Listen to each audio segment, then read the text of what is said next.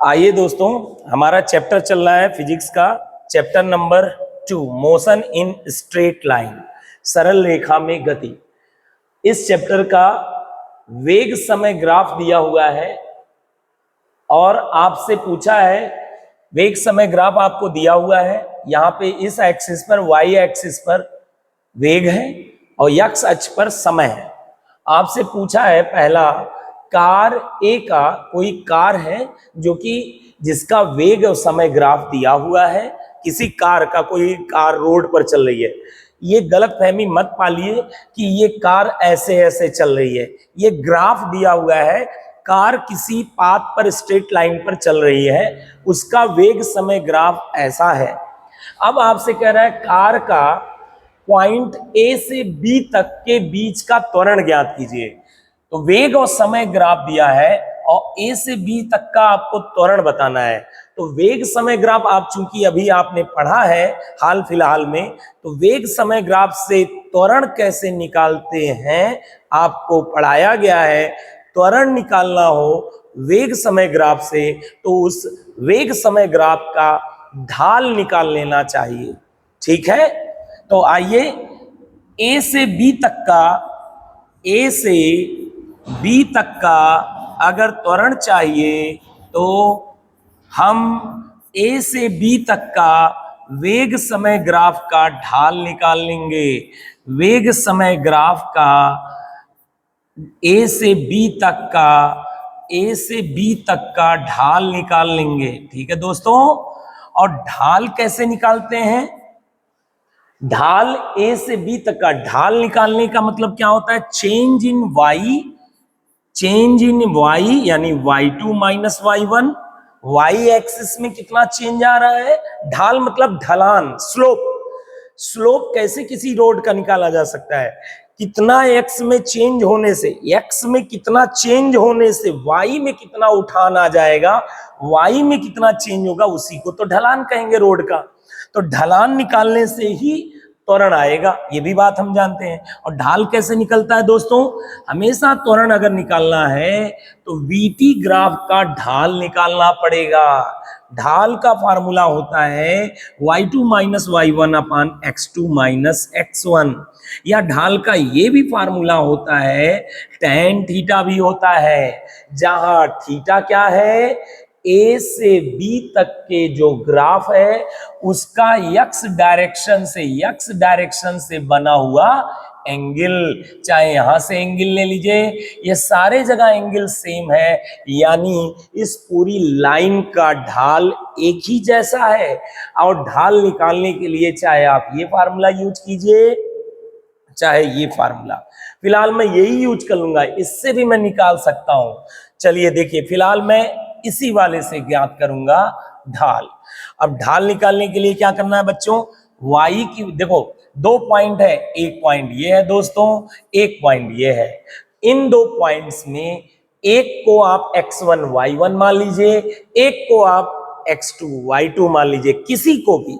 ये ऐसा जरूरी नहीं है कि किसी को स्पेसिफिक आपको चुनना है। चलिए इसको मान लेते हैं, ये पहला है, तो टाइम के साथ साथ ये पहला पॉइंट है x1 y1 यहाँ का, और यहाँ का x2 y2।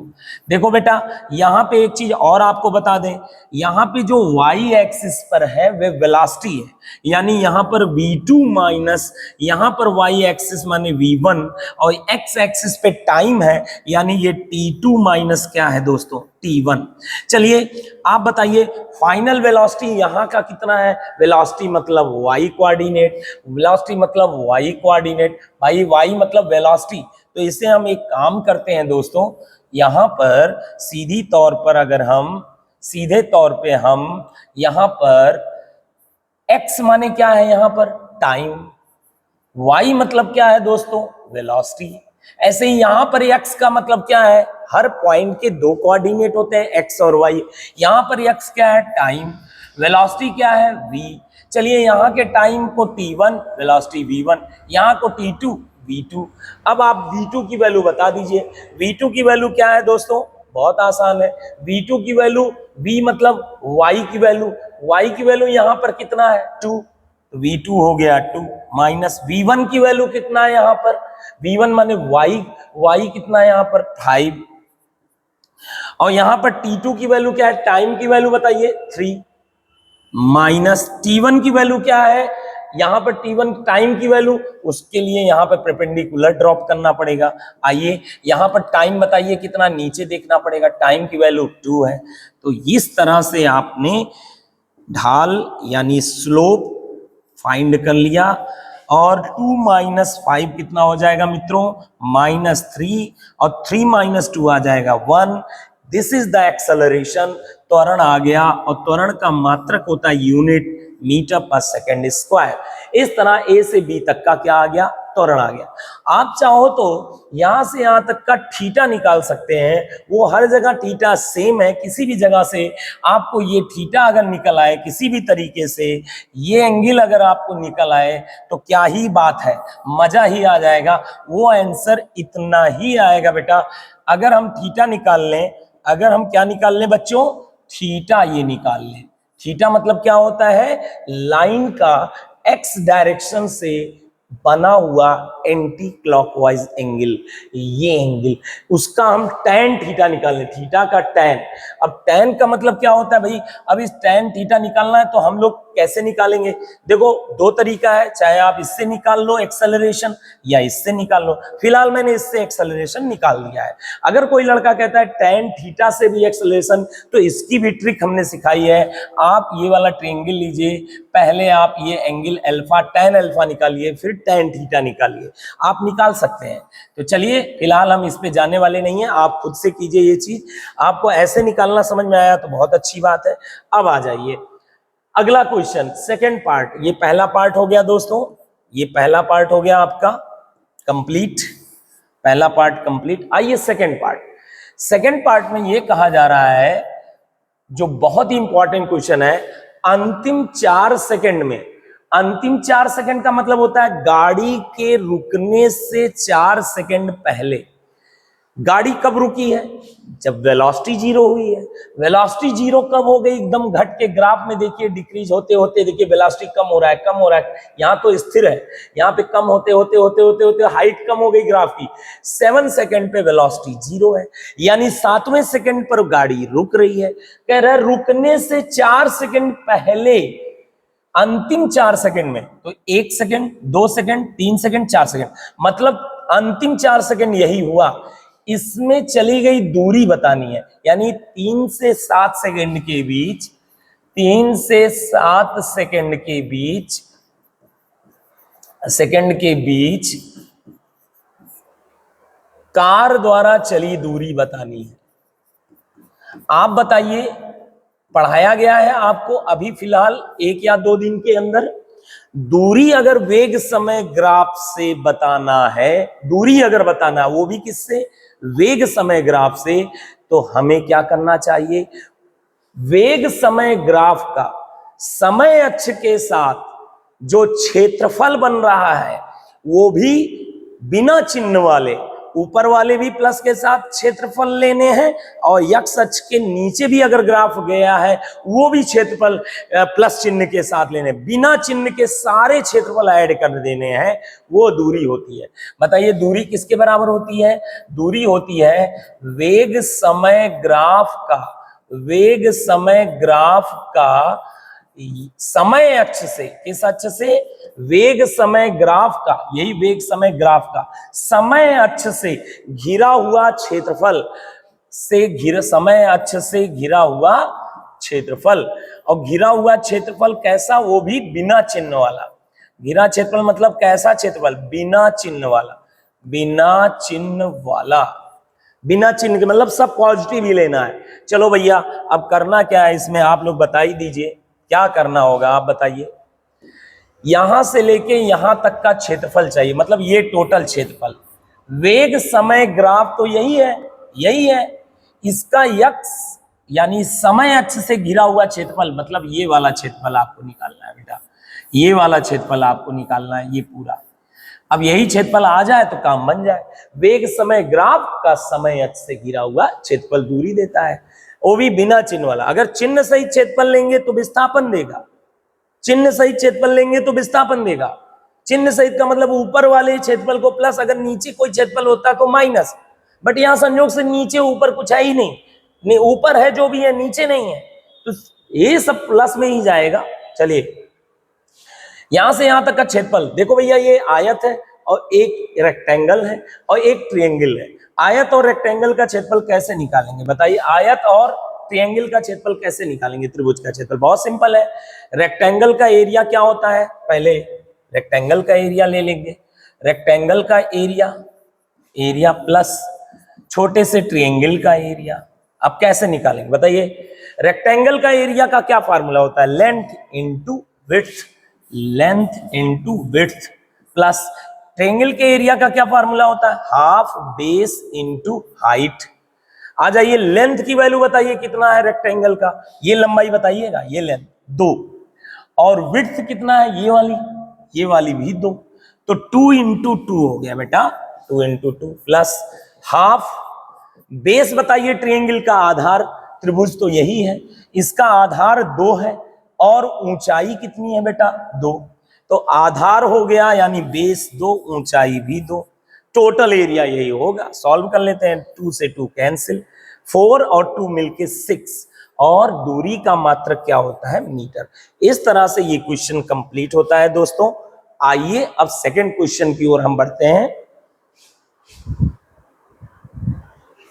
देखिए चित्र में दर्शाए गए वेग समय ग्राफ से क्या ज्ञात करना है, 0 से 10 सेकंड तक औसत त्वरण, मतलब यहां से लेके यहां तक, फिर से आपको वेग समय ग्राफ दिया है, ध्यान दीजिएगा, फिर से आपको कौन सा ग्राफ दिया है दोस्तों, वेग समय ग्राफ दिया है, और 0 से 10 सेकंड तक मतलब यहां तक बेटा, यहां तक, यहां से लेके यहां तक आपको औसत त्वरण ज्ञात करना है। क्या ज्ञात करना है, औसत त्वरण।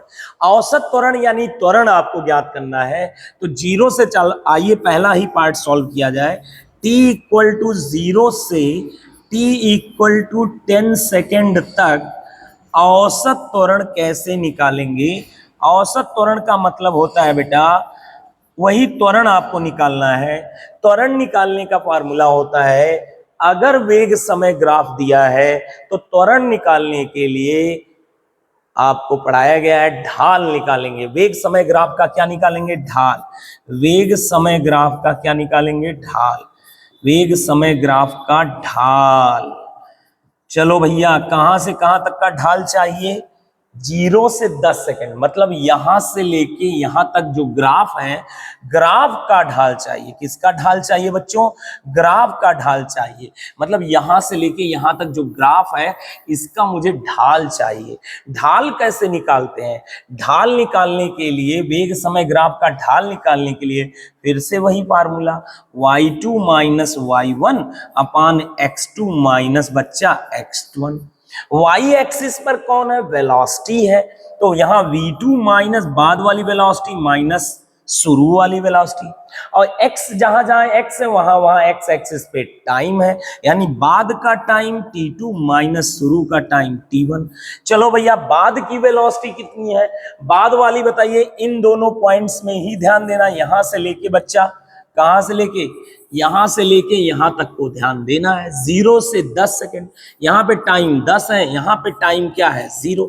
यहां से यहां के बीच आपका y अंतिम वेलोसिटी क्या है, v2 क्या है बताइए, यहां से यहां के बीच अंतिम वेलोसिटी। अंतिम वेलोसिटी मतलब t बराबर 10वें सेकंड पर वेग कितना है बताइए, इतना बड़ा 2 है, तो v2 हो गया 2, v2 हो गया बच्चा कितना 2, माइनस v1 कितना, v1 मतलब शुरुआती समय पर वेलोसिटी क्या है 0, क्योंकि ग्राफ ही यहीं से शुरू हुआ है, कोई हाइट ही नहीं मिल रही है, वेलोसिटी ही नहीं मिल रही है, तो v1 हो गया 0 अपन टाइम बताओ 10, अंतिम समय क्या है 10वां सेकंड, माइनस शुरुआती समय क्या है 0वां सेकंड, लो 2/10, 2/10 मतलब हो गया 1/5 यानी 0.2, ये त्वरण आया है। त्वरण का मात्रक क्या होता है, मीटर प्रति सेकंड स्क्वायर। अब आ जाइए सेकंड पार्ट, 40 सेकंड में तय की गई दूरी और विस्थापन, ये गजब का सवाल है, दूरी और विस्थापन दोनों बताना है भैया। 40 सेकंड में, 40 सेकंड मतलब यहां से लेके बेटा यहां तक पूरा कितना उसने दूरी चला है और विस्थापन दोनों बताना है। तो आइए सेकंड पार्ट में घुसते हैं। सेकंड पार्ट में आपको पहले दूरी निकालना है और फिर क्या निकालना है बच्चों, विस्थापन। बताओ वेग समय ग्राफ से दूरी कैसे निकालते हैं और विस्थापन कैसे निकालते हैं। पढ़ाया गया है वेग समय ग्राफ का, वेग और समय ग्राफ का टाइम एक्सिस से, वेग समय ग्राफ का, वेग समय ग्राफ का, ग्राफ यूं है, वेग समय ग्राफ का समय अक्ष से घिरा हुआ क्षेत्रफल दूरी भी बताता है और विस्थापन भी बताता है। अंतर ये है अगर आपने चिन्ह सहित क्षेत्रफल लिया है तो विस्थापन आएगा, बिना चिन्ह वाला क्षेत्रफल, पिछले सवाल में बिना चिन्ह वाला क्षेत्रफल लेंगे तो वेग समय का समय अक्ष से घिरा क्षेत्रफल बिना चिन्ह वाला क्या देता है, दूरी देता है। तो अगर दूरी निकालना है तो वेग समय ग्राफ का, वेग समय ग्राफ का किस अक्ष से, टाइम अक्ष से यानी समय अक्ष से, किस अक्ष से, समय अक्ष से घिरा हुआ क्या लेना है, समय अक्ष से घिरा बिना चिन्ह वाला क्षेत्रफल। बिना चिन्ह मतलब माइनस माइनस मत लगा देना भाई मेरे, बिना चिन्ह क्षेत्रफल। और विस्थापन का मतलब सब कुछ सेम रहेगा बेटा, सब कुछ सेम रहेगा, सब कुछ सेम रहेगा, बस अंतर क्या आ जाएगा बच्चों, अंतर क्या आ जाएगा बताइए। यहां पर अगर विस्थापन निकालना है तो चिन्ह सहित क्षेत्रफल लेंगे। कौन सा क्षेत्रफल लेंगे, चिन्ह सहित क्षेत्रफल, चिन्हित क्षेत्रफल। आइए अब बस करना कुछ नहीं है, यही जो ग्राफ है इसका समय अक्ष से घिरा हुआ चिन्ह सहित क्षेत्रफल। चिन्ह सहित क्षेत्रफल मतलब दूरी।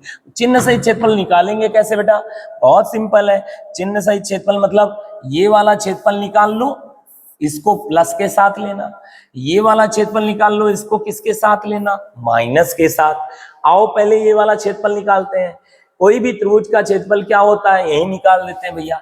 आप भी कॉपी में फेयर में ऐसे ही कर लेना। क्षेत्रफल का सूत्र क्या होता है, हाफ बेस इंटू हाइट, आधार गुणे लंब बटे 2। चलो बताओ भैया इसका क्षेत्रफल क्या हो जाएगा, हाफ। बताओ इस त्रिभुज का बेस कितना, आधार की लंबाई 20, 0 से 20 मतलब 20, और इसकी ऊंचाई बता दोगे आप ये कितना है, 2। सॉल्व करो, 2 2 कट गया, कितना आ गया भैया, 20 आ गया। इसका क्षेत्रफल 20 आ गया। आइए इसका क्षेत्रफल निकाल के यहां दिखा देते हैं। क्षेत्रफल बराबर वही फार्मूला लगेगा, हाफ बेस की वैल्यू इसका भी 20 है और हाइट की वैल्यू, लंब की वैल्यू क्या है, 2 है। ध्यान से देखिए कितना है, 2 है। -2 मत बोलिए भैया, लेंथ पूछ रहे हैं, हाइट लंबाई 2। 2 से 2 क्या हो गया, कैंसिल। कितना आएगा बच्चों, 2, 20। एक बार इसको थोड़ा सा साफ साफ लिख लेते हैं, लीजिए। आइए ये क्षेत्रफल कितना आ गया दोबारा, हाफ बेस मतलब आधार गुणे लंब बटे 2। हाफ बेस की वैल्यू बताइए कितना है, 20, और लंब की वैल्यू 2, ये कितना आ जाएगा, 20। तो ये क्षेत्रफल भी 20, ये क्षेत्रफल भी 20। एक प्लस में, अच्छा चिन्ह सहित क्षेत्रफल का मतलब ऊपर वाला क्षेत्रफल प्लस में लो भैया, नीचे वाला क्षेत्रफल किस में लोगे, माइनस में। तो सॉरी बिना चिन्ह वाला है तो दोनों ही प्लस में रहेगा, माफ कीजिएगा, दोनों ही प्लस में। तो टोटल दूरी क्या हो जाएगी, 40 मीटर। और विस्थापन मतलब चिन्ह सहित, ऊपर वाला +20, ऊपर वाला क्या +20 और नीचे वाला क्या -20। तो टोटल विस्थापन कितना आ गया, 0। इस तरह से फिजिक्स का आज का टॉपिक, ये वीडियो लेक्चर यहीं पे एंड करता हूं। आपको कल से जो गति के समीकरण है यानी इक्वेशन ऑफ मोशन हम डिस्कस करेंगे, न्यू हेडिंग। तो आप इसे अच्छे से वीडियो को समझ चुके हो तो आपको इमेज भेजा जाएगा व्हाट्सएप पर, उस इमेज से आप नोट्स बना सकते हैं। ठीक है, बहुत बहुत धन्यवाद आपका।